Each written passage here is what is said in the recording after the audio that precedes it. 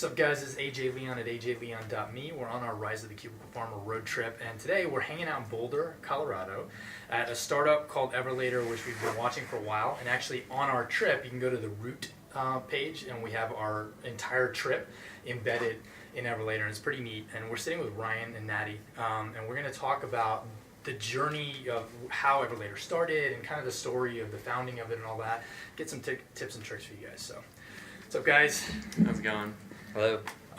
So we'll start with Natty. Where were you 3 years ago?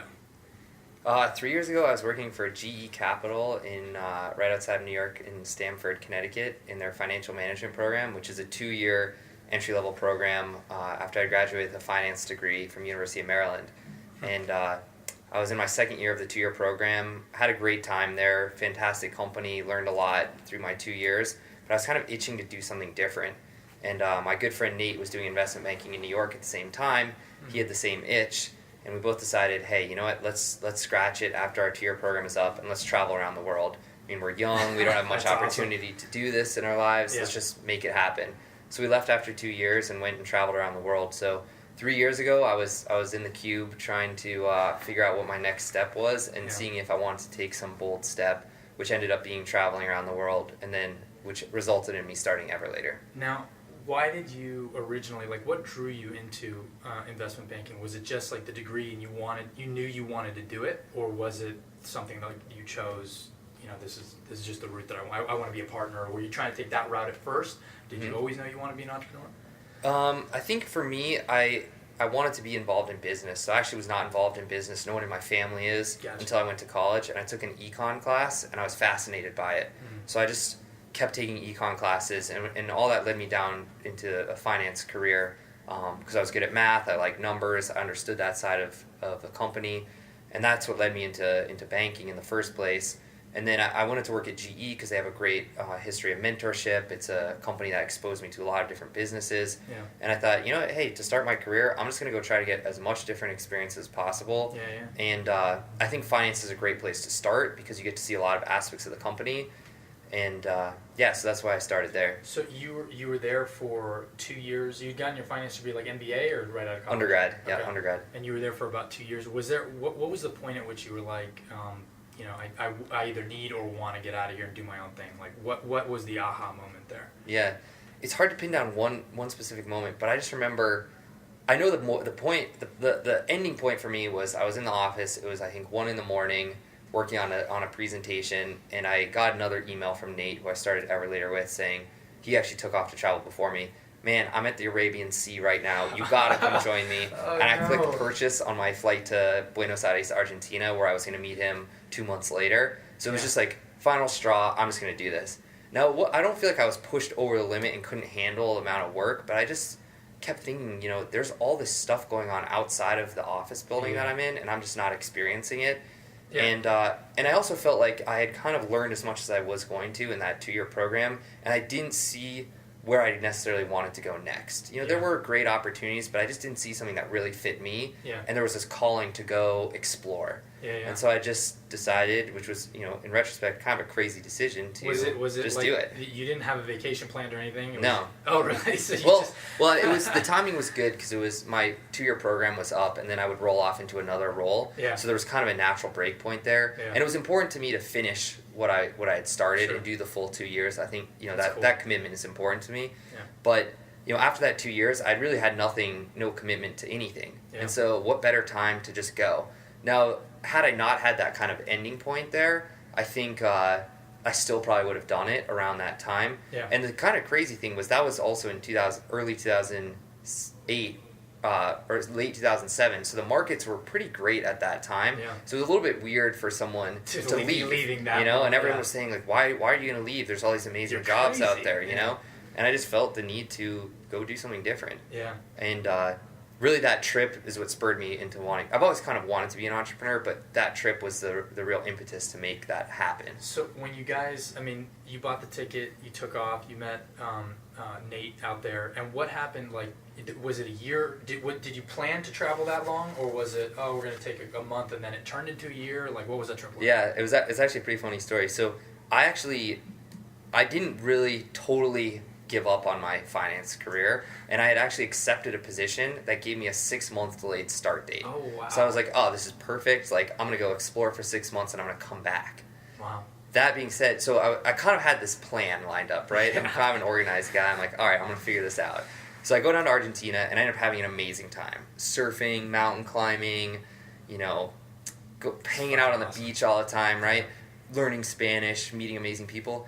And in the midst of this, I started realizing, wow, the financial world is just crumbling down in New York. And I'm reading the paper every day online. I'm following what's happening. Yeah. My friends are losing jobs. And it starts to dawn on me, maybe my job is not going to exist. Yeah. I left to travel in January, and in April, May, I started thinking, I kind of like this traveling thing. I'm not sure I want to go back to the corporate job thing. Yeah. And at that same time, I got an email saying, we got to talk about your job. It doesn't exist anymore. So it was kind of like, okay, I remember sitting in a hostel in Colombia, and were you kind of freaked out? I kind of freaked out. Well, it was just that was kind of this, whoa, I actually don't have something to go back to. So it was a little bit scary, but it was also, the doors were wide open. Yeah. And Nate had kind of a similar situation at JP Morgan. And so we sat there and we thought, you know what, maybe this is our sign. Let's just go do something different. Or let's keep doing something different. Yeah. But we were kind of getting done with the traveling side of it and wanted to go back and start something. Yeah. And so at that point we decided, let's start a business together. Let's go back to the States in a few months and we'll figure out what that's going to be. Wow. And so that's kind of how it happened. So you're halfway through your trip, and you guys come together, and you're like, we're going to start something. We don't know what we're going to start, but we're going to go back. Okay, so it started. And so for us, it was a commitment to work together. We'd been lifelong friends. We were friends since we were 3, so he's my first friend. Oh my God. So it was like, awesome. we That's knew like each a other super classic well. Story. Right? That's awesome. Which means we can handle anything. Yeah. It's hard to start a company with someone. It's Yeah. great to start a company with someone that you trust that much. Yeah. And so we're super fortunate about that. But we decided, hey, we're going to start something. And actually the first thing we tried to start is a hilarious story. We tried to start a hostel in Colombia. Are you serious? At some point, if you want to hear that story, I'll tell you that story. Actually, I want to hear that story right now, if we could. Like, what? Sure, yeah. So we were, when all this happened, we were in this amazing town called Cartagena, Colombia. Yeah, it's on the northern coast. Yeah. It's beautiful. Yeah, absolutely. We were there and we were sitting in a crappy hostel, and we thought, wow, this is a huge untapped opportunity. There's thousands of travelers here, beautiful city, amazing culture, no good hostels. And we'd spent literally the last 4 months living in hostels, so we knew what it took to run a good hostel or what you needed to do, and it's not that much. So we spent 3 or 4 weeks combing the town, looking at properties. We probably investigated over 40 properties. We put together an investor presentation in Spanish and presented it to investors. Are either one of you native Spanish speakers? Neither are native Spanish speakers. Wow. Nate's better than I am, but we kind of learned on the trip, and so Great, dude. So we pulled together this investor presentation, and we pitch it, and we pitched it, but we also had to leave at that same time. So we pitched it and literally got on a sailboat and sailed from Colombia to Panama. And kind of we're like, well, if this comes through, we'll just move back and do it. Yeah. It never ended up coming through, but that was the impetus to being like, wow, this is fun to work together. Let's figure out something. And then from that sailboat between Colombia and Panama, and we went all the way up to Mexico, we kind of honed in on what we wanted to do, and that idea turned into Everlater. Okay. So. And what was the aha moment there? Were you guys just talking and dialoguing, trying to come up with other ideas? It's a software that you guys provide. Do you guys have software background, either one of you? Neither of us do, actually. So the impetus for Everlater was we had done all this traveling, and we had all these photos accumulated and stories and experiences, and we were sitting in an internet cafe in Panama, writing emails and trying to post stuff online, and we thought, God, there's got to be a better way to organize all this travel content and share it, so my friends and family can follow our trip, we can post photos and share it, and have this kind of memorable journal. Yeah. And really the thing we were thinking about was we had just tried climbing this 21,000-foot volcano in Ecuador and had made it to the top, and the story was incredible, but we had no way to really express the story. Wow. So so we're like, we got to build a better way to do this. And then we moved back to Colorado and taught ourselves how to program. And then You built the taught site. yourself how to program. Wow. Yeah. What? Just out of curiosity, what language? So we built Ruby on Rails. You started with Rails? Yeah. Wow. And no experience? No experience. Wow. So we the first that's why we got Ryan involved. It was great early on because he had experience. But we we literally spent the first 7 or 8 months in the basement with books stacked around us trying to learn how to program. And it was in what basement? My basement. Okay. My parents' basement, actually. Really? So that's really why you're here. Yeah. It's the real reason why we're in Boulder. Besides, it turned out to be an amazing place. We didn't know that going into it. Was that both of our parents live here. Wow. So when we moved back, Nate moved in with his parents. I moved in with my parents. We actually still live with our parents, off the record. But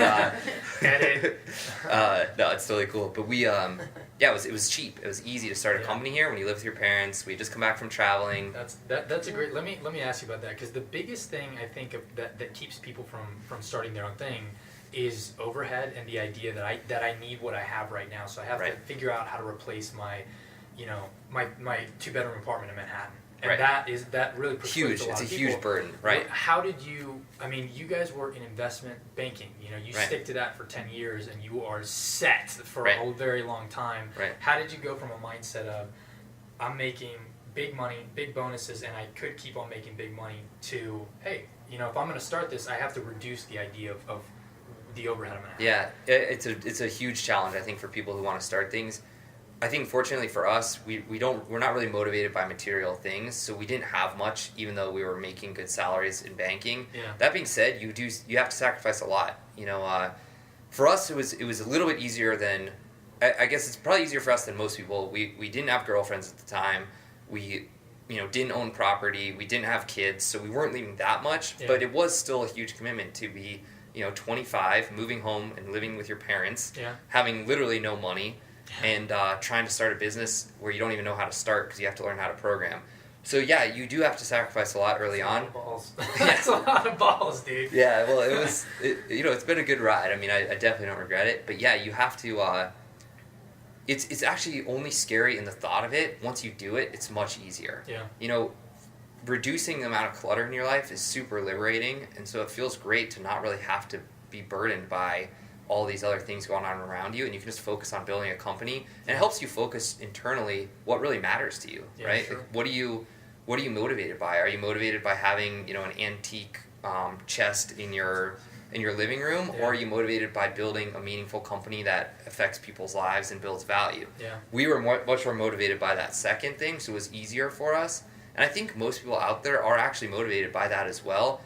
It's just hard to grasp the concept of I'm not going to go out to this fancy dinner, or I'm going to, make these changes in my life so that I can afford to do something innovative. Because things that you thought maybe were necessities actually turn out to be excesses. Sure. Yeah. And I'm not planning on living with my parents much longer, to be honest. But you got to do what you got to do when you start the company, and I encourage people. I think more and more these days, so many of my friends are moving home with their parents. Yeah. I think it's due to the economy, due to a lot of factors, but if you have a supportive family, it's amazing. Absolutely, yeah. But and there's other ways to do it too. There's great co-working spaces, which you guys are highlighting and finding, right? So you can find a place to work with very little overhead. We worked for the first 14 months out of coffee shops, so that's very easy, right? Yeah, absolutely. Finding, get a cheap place to live, pack a bunch of people in there.